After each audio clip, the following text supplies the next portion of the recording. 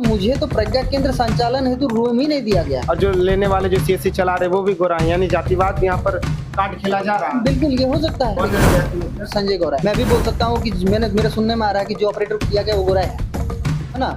और एक स्थिति देख लीजिए, हमारे मुखिया जी भी गोरा है। बीच बीच में मैंने मिलता रहा जाके मुखिया जी से, सर कब तक मिलेगा, वो मुझे आश्वासन देते रहे। इस तरह से दिक्कत हुआ, मैं बोला कि वीडियो साहब से बात करेंगे। फिर मैंने वीडियो साहब से भी इस अंतराल में मिला, उन्होंने भी बोला कि मैंने मुखिया जी से बात किया है और इस मैटर को मैं समझा रहा हूँ। जोहार। जमीन अधिग्रहण आप सुने होंगे, बीसीएल जमीन अधिग्रहण कई जगह धनबाद में भी किए होंगे, वो भी आप सुने होंगे। कई जगह भू माफिया भी जमीन अधिग्रहण करते हैं, वो भी आप सुने होंगे। लेकिन एक नया मामला है धनबाद जिले के बलियापुर प्रखंड की आमटाल पंचायत में। मामला ये है कि एक विनय कुमार का नाम का शख्स का एक व्यक्ति है और वो जगह जगह भटकते हैं एक सीएससी कमरा के लिए। उनको प्रखंड विकास पदाधिकारी यानी जिसको वीडियो कहा जाता है वो रूम एक देते हैं पंचायत में। वीडियो की तरफ से ये कहा जाता है कि पंचायत के जो मुखिया है वो आपको रूम अलॉट करेंगे, लेकिन ये 7 महीने पहले की प्रक्रिया है। लेकिन अभी तक उनको कमरा नहीं दिया गया, वो कमरा किसी और को दिया गया है। पूरा मसला क्या है, कैसे शुरुआत होती है, वो रूम किनको दिया जाता है, कैसे क्या कुछ होता है, पूरे प्रकरण को हम लोग समझेंगे। वो शख्स ये है, हम बातचीत करेंगे। क्या नाम है आपका? विनय कुमार भंडारी मेरा नाम हुआ।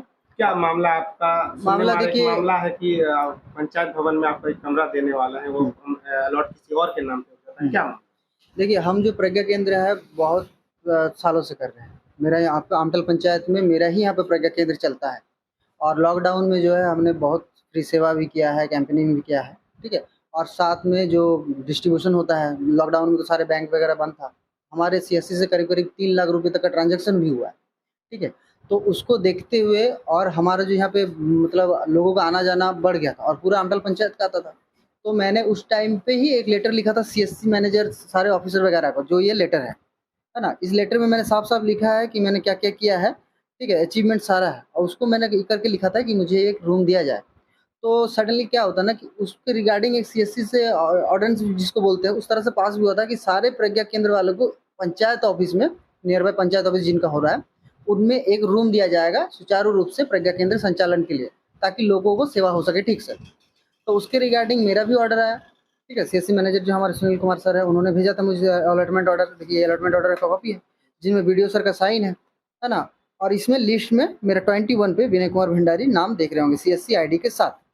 तो मेरा ये कहना है, ये अलॉटमेंट हुआ मेरे नाम से। उसके बाद वीडियो साहब का कहना था कि मुझे मुखिया जी से भेंट करना होगा। तो जब मैं मुखिया जी से भेंट किया, उन्होंने बोला कि मुझे सर ये ऑर्डर मिला है, तो आप मुझे एक कमरा देने का कृपा करें। तो उनका कहना था कि कुछ इशू है ना, पहले से भी कोई और चलाता था, क्या चलाता था उसमें मुझे जानकारी नहीं है, तो इशू है तो मैं अभी नहीं दे सकता। तो इस तरह से दिक्कत हुआ, मैं बोला कि वीडियो साहब से बात करेंगे। फिर मैंने वीडियो साहब से भी इस अंतराल में मिला, उन्होंने भी बोला कि मैंने मुखिया जी से बात किया है और इस मैटर को मैं समझा रहा हूँ उनको। तो इससे रिगार्डिंग मैंने 10-12 बार से ज़्यादा या 7-8 बार समझ लिया। पूरा प्रोसेस कितने दिन का है? जैसे पता चला कि 7 महीने के आप इसके लिए लगे। बता रहा हूँ, जैसे ही ऑर्डर आया 3-4 दिन के अंदर अंदर मैंने सारा प्रोसेस किया, ठीक है। उसके बाद बीच बीच में मैंने मिलता रहा जाके मुखिया जी से, सर कब तक मिलेगा, वो मुझे आश्वासन देते रहे। कब? ये 7 वर्षों से, गत 7 माह से यह हो रहा है। कभी भी मैं जाता हूँ 7-8 महीना से पहले जाता हूँ, हाँ मिल जाएगा, हम उस प्रोसेस में है। संजय गौरा है ना, मिल जाएगा। हम भी आश्वासन है कि अलॉटमेंट लेटर है मेरे पास, कभी भी अलॉटमेंट अगर होगा तो मेरा ही होगा। इसमें आधार का सेंटर, जब तक पंचायत ऑफिस नहीं मिलेगा तब तक आप आधार सेंटर इनरोल नहीं कर सकते, तो लोगों को भी दिक्कत हो रहा था। तो उसके रिगार्डिंग मैं आश्वस्त था कि मुझे ही अलॉटमेंट मिलने वाला है, क्योंकि वीडियो साहब भी मुझे आश्वासन दिया है। और सबसे बड़ा बात कहाँ जाता है, विवाद यह था कि आज सडनली एक ग्रुप में मुझे वीडियो मिल जाता है कि आप ही कोई मीडिया कर्मी ने वीडियो बनाया था और मिल जाता है कि उद्घाटन हो गया है आमटाल पंचायत में। तो पहले तो मुझे विश्वास नहीं, मैंने फिर से देखा, फिर से वही है कि उद्घाटन हुआ है। अब उद्घाटन अगर हुआ है तो उसी सीएससी के लिए किसी वीएलई को ही दिया, किसी और को मिला। वो कैसे मिला वो मुझे नहीं पता, शायद नाम सुन रहे हैं कि कोई गोरा है, बट मुझे मैं इसका कंफर्मेशन नहीं दे सकता, है ना।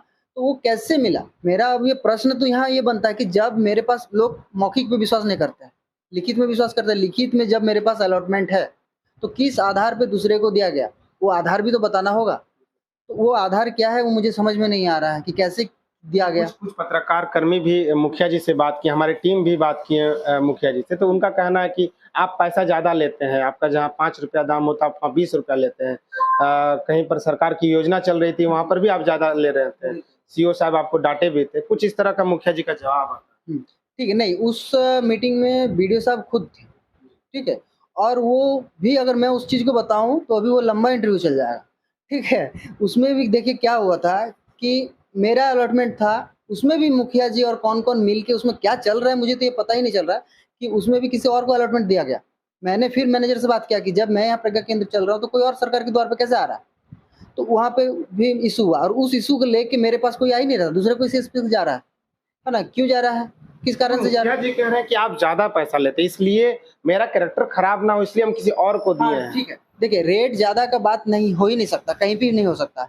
कोई प्रज्ञा केंद्र वाले इस चीज़ को कर रहे थे, तो उसके रिगार्डिंग सीएससी ने खुद गाइडेंस निकाला है, एक रेट चार्ट निकाला हुआ है कि जो भी पंचायत भवन में बैठेंगे, वो रेट चार्ट सटेगा वहाँ पे, सटेगा और बतौर जो भी सेवा लेने के लिए आएँगे, अगर किसी का मान लीजिए एग्ज़ाम्पल पैन कार्ड बनता है, वो 100 रुपीज़ अगर है, तो बनेगा 100 रुपीज़ और साइन होगा उनका। तो ये सवाल कहाँ से आ जाता है कि ज़्यादा पैसा चल रहा है? विनय जी आप ज्यादा पैसा लेते हैं क्या? अगर आपके पास सीएससी काम करने के लिए आपके पास जो फॉर्म है, कहीं पर जो चार्ट से ज्यादा पैसा आप लेते हैं, क्या उस तरह शिकायत मुखिया जी करते हैं? ऐसा कहीं कुछ मामला आ रहा है? नहीं देखिए, सबसे पहले तो आप इस चीज़ को समझिए कि ये चीज़ कब आता है? जब दुकान खुलता है, माल बिकता है, फिर ये प्रश्न होना चाहिए, सर्विस बिकता है तब होना चाहिए।